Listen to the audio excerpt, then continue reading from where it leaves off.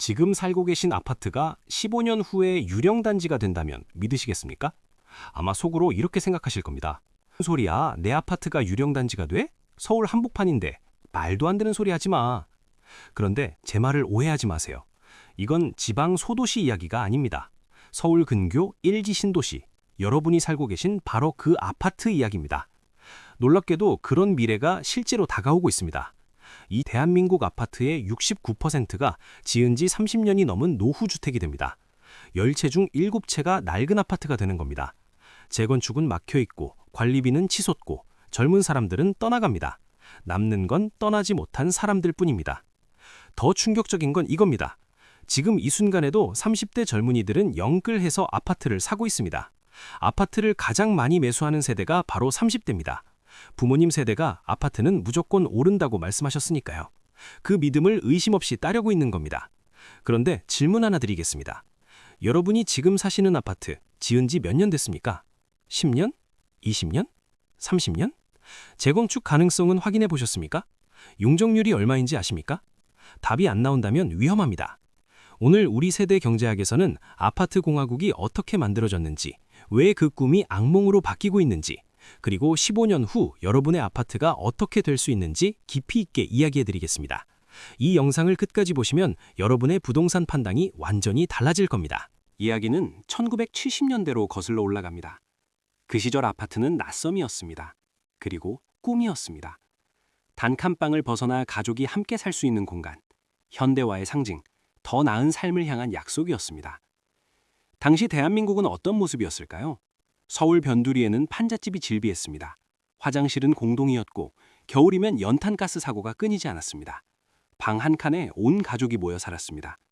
그때 사람들에게 현대식 아파트라는 단어는 마법 같았습니다.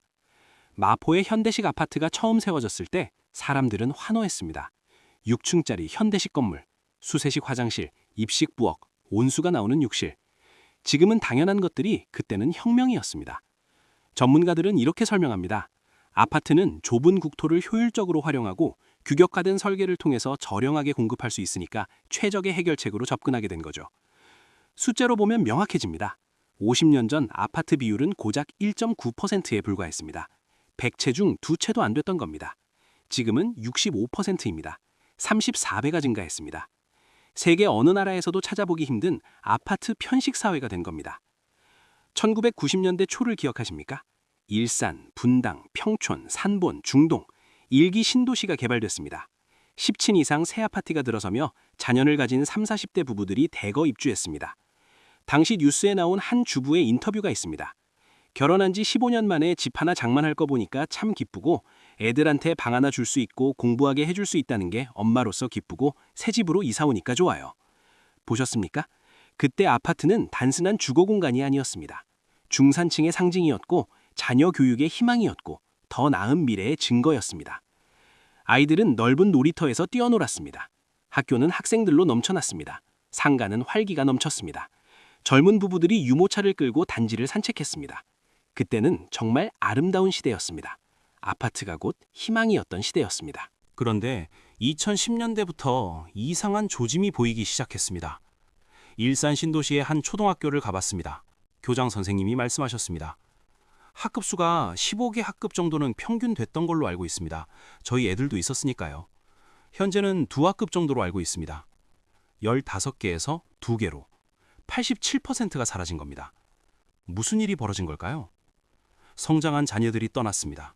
서울로, 더 새로운 아파트로, 더 좋은 학군으로, 그리고 새로 입주하는 사람들은 대부분 고령층이었습니다.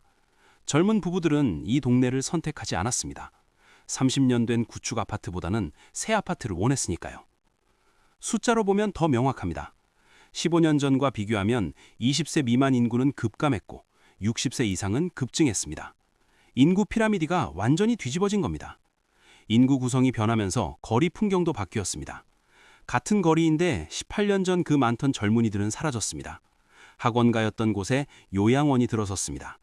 사람들로 북적이던 번화가는 빈 점포가 늘어가고 있습니다.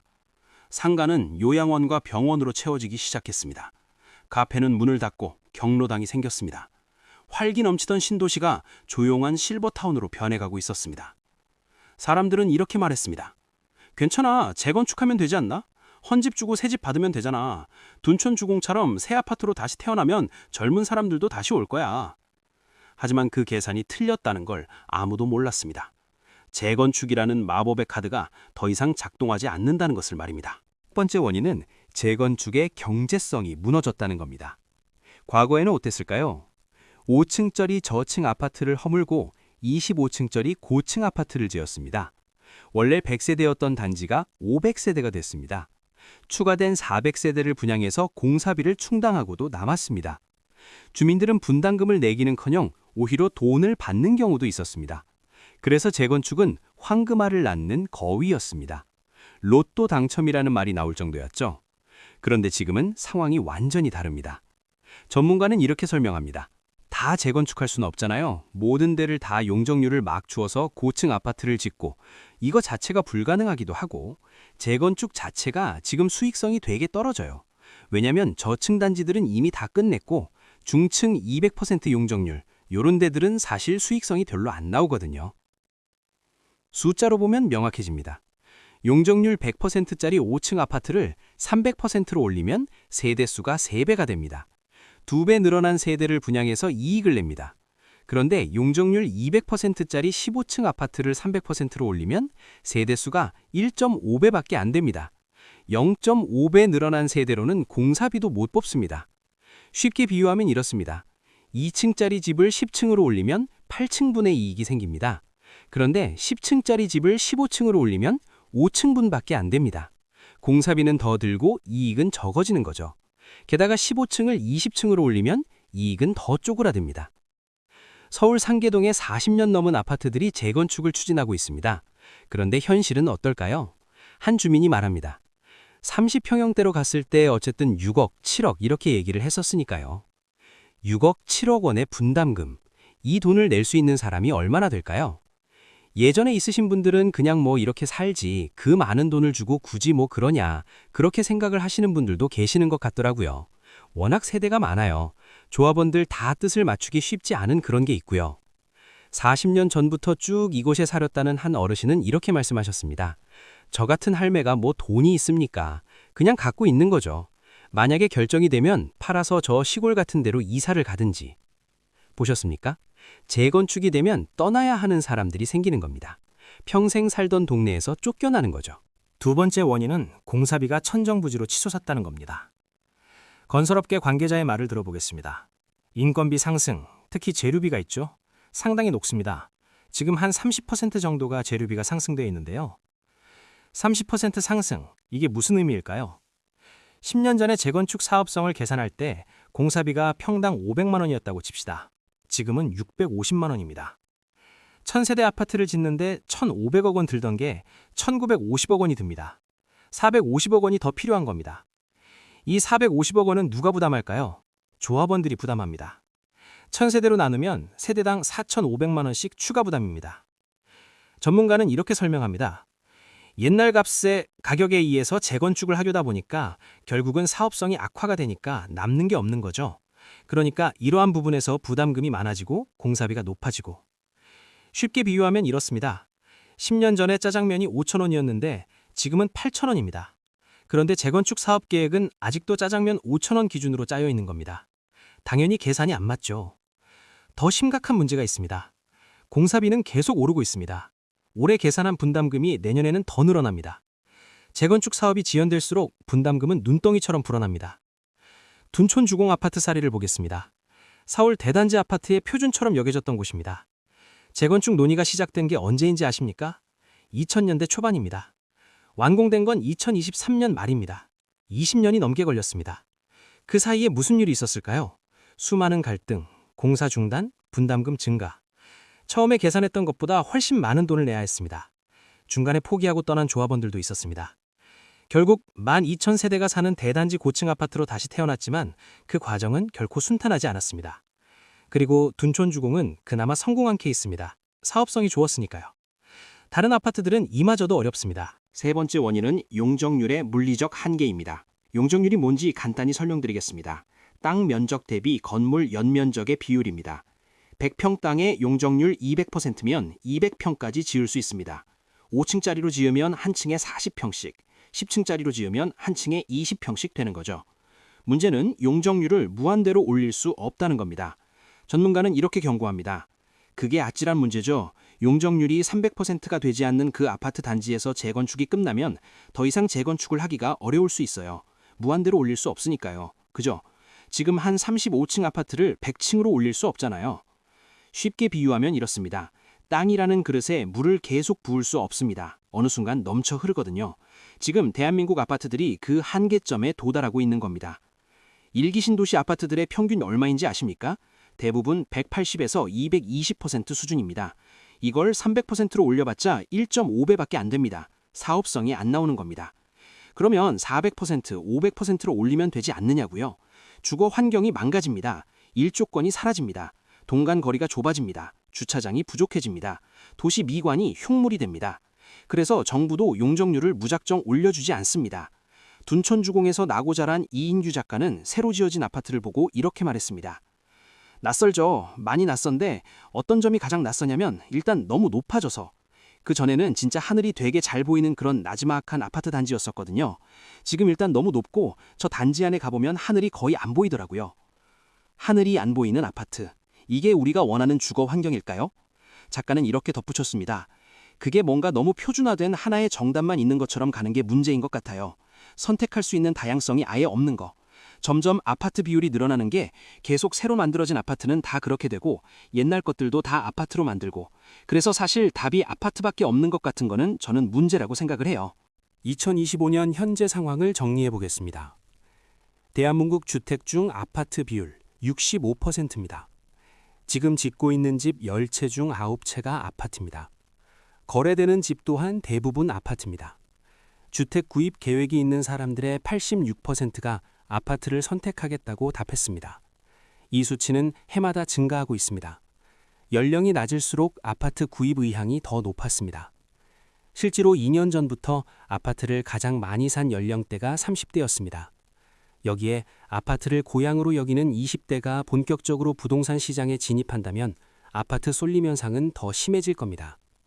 아파트에서 태어나 아파트에서 자란 20대 청년들을 만나봤습니다. 8명 중 5명이 평생 아파트에서만 살았습니다. 이들에게 단독주택은 오히려 신기한 존재였습니다. 한 청년이 말했습니다. 태어나서부터 아파트에서 살았으니까 아파트 퀴즈라는 말이 붙는 게 당연한 것처럼 느껴진다고 생각을 했어요. 그게 약간 스마트폰 생기기 이전에 태어난 세대는 전화 받아보세요 하면 이렇게 하고 스마트폰부터 사용했던 친구들은 이렇게 하는 그 정도의 차이라고 저는 생각하고 있습니다. 이들에게 앞으로 독립한다면 어디에 살고 싶은지 물었습니다. 여성 참가자 5명 전원은 아파트를 선택했습니다. 이유는 한결같았습니다. 보안상의 이유도 있고 아파트 안에 인프라들이 웬만하면 다 있으니까 다른 주거는 좀 불안하게 느껴져요. 그런데 진짜 문제는 이겁니다. 2040년, 그러니까 15년 후엔 국내 아파트의 69%가 지은 지 30년이 넘은 집이 될 거란 분석입니다. 10채 중 7채가 노후 아파트가 되는 겁니다. 이젠 늙은 아파트를 끼고 살아야 한다는 얘기입니다.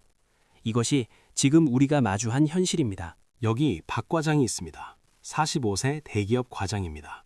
연봉 7천만 원, 맞벌이 아내와 중학생 딸이 있습니다. 2024년에 영끌에서 서울 외곽에 30년 된 구축 아파트를 샀습니다. 매매가 6억 원, 대출 3억 원, 월 이자 150만 원입니다. 왜 이 아파트를 샀을까요? 재건축 기대감 때문이었습니다. 5년 안에 재건축 들어간다더라. 그러면 새 아파트 되는 거지. 프리미엄 붙으면 2억은 남겠네. 부동산 카페에서 본 글을 믿었습니다. 중개사도 지금이 마지막 기회라고 했습니다. 만약 재건축이 무산되면 어떻게 될까요? 시뮬레이션을 돌려보겠습니다. 1년 후 2025년입니다. 재건축 조합 총회가 열립니다. 공사비 상승으로 분담금이 세대당 5억 원으로 책정됩니다. 조합원들 사이에 갈등이 폭발합니다. 5억을 어떻게 내? 차라리 그냥 살지. 찬반 투표에서 부결됩니다. 사업이 무기한 연기됩니다. 3년 후 2027년입니다. 젊은 세대가 떠나기 시작합니다. 아이 키우기 어렵다는 이유로 새 아파트 단지로 이사합니다. 남은 건 고령층뿐입니다. 세대수가 줄면서 관리비가 오릅니다. 한 달 관리비가 30만 원에서 40만 원으로 뜁니다. 5년 후 2029년입니다. 엘리베이터가 자주 고장납니다. 수리하려면 특별 부가금을 걷어야 합니다. 하지만 고령 주민들은 부담스러워합니다. 수리가 늦어집니다. 빈집이 하나둘 생기기 시작합니다. 팔려고 내놔도 사는 사람이 없습니다. 10년 후 2034년입니다. 단지가 눈에 띄게 낡아갑니다. 외벽 페인트가 벗겨지고 공용 공간은 칙칙합니다. 주차장 바닥은 금이 갔습니다. 젊은 사람들은 이 동네를 피합니다. 거기 유정단지되고 있다며 소문이 돕니다. 아파트 가격이 30% 하락합니다. 6억 원이 든 아파트가 4억 2천만 원이 됩니다. 박 과장이 팔려고 해도 사는 사람이 없습니다. 박 과장은 출근길에 아파트 단지를 바라봅니다. 놀이터에는 아이들이 없습니다. 벤치에 앉아있는 건 어르신들 뿐입니다. 상가의 절반은 빈 점포입니다. 영끌에서 산기 이 집인데 내가 뭘 잘못한 거지? 박 과장의 아내가 저녁에 말합니다. 여보, 우리 딸 고등학교 졸업하면 이사 가자. 여기서는 못 살겠어. 이사를 가려면 이 집을 팔아야 합니다. 그런데 안 팔립니다. 팔린다 해도 대출금 갚으면 남는 게 없습니다. 계산해 보겠습니다. 3억 원 대출에 10년간 낸 이자만 1억 8천만 원입니다. 집값은 30% 빠졌습니다. 1억 8천만 원 손해입니다. 총 손실은 3억 6천만 원입니다. 박 과장은 창밖을 바라봅니다. 재건축만 믿었는데 아파트 공화국의 미래는 단순히 집값 문제가 아닙니다. 이것은 우리가 어떤 도시에서, 어떤 주거 환경에서 어떤 삶을 살 것인가의 문제입니다. 전문가들의 경고를 들어보겠습니다. 지금 상황이 그대로 간다면 뭐 좀 상상하고 싶지 않습니다. 왜 그러냐면 이게 양극화가 될 가능성이 되게 높아요. 재건축을 통해서 수익을 확보할 수 있는 지역, 이 지역은 재건축을 통해서 또 새로운 새 아파트를 만들 수 있는 여력이 있거든요. 근데 그 이외 지역들, 유지보수가 제대로 안 되면 사람들이 떠나고요. 떠나지 못한 사람들만 남게 되고요. 그래서 아파트가 되게 좋은 주거가 아니라 그 콘크리트 안에서 되게 안전에 위협받는 사람들이 증가할 가능성이 있다. 장기적으로 보면 그게 유령단지가 되면서 아마 아파트에서 대량 공실 사태가 일어나고 그게 아마 사회적 문제로 될 수 있고 거기가 뭐 일종의 우범지대가 될 수도 있고 여러 가지 그런 도시의 흉물이 될 수 있는 무서운 전망입니다. 하지만 현실입니다. 그러면 해결책은 없는 걸까요? 전문가들은 패러다임의 전환이 필요하다고 말합니다. 아파트들을 지금의 상태를 어떻게 양호하게 유지해서 오래 쓸 수 있을 것인가? 이런 고민이 정말 필요한 시점입니다. 30년 쓸 게 아니라 50년, 60년 쓰는 아파트를 지금 그런 환경을 만들어야 될 게 있고요. 근데 아직도 중앙정부에는 아파트를 관리하는 전담부서가 없습니다. 아파트 공급하는 부서는 많거든요. 관리에 대한 초점을 바꿀 필요가 있다. 정부도 그렇고 사회도 그렇고 주민도 그렇고요. 변화는 피할 수 없습니다. 하지만 준비된 사람에게는 기회가 됩니다.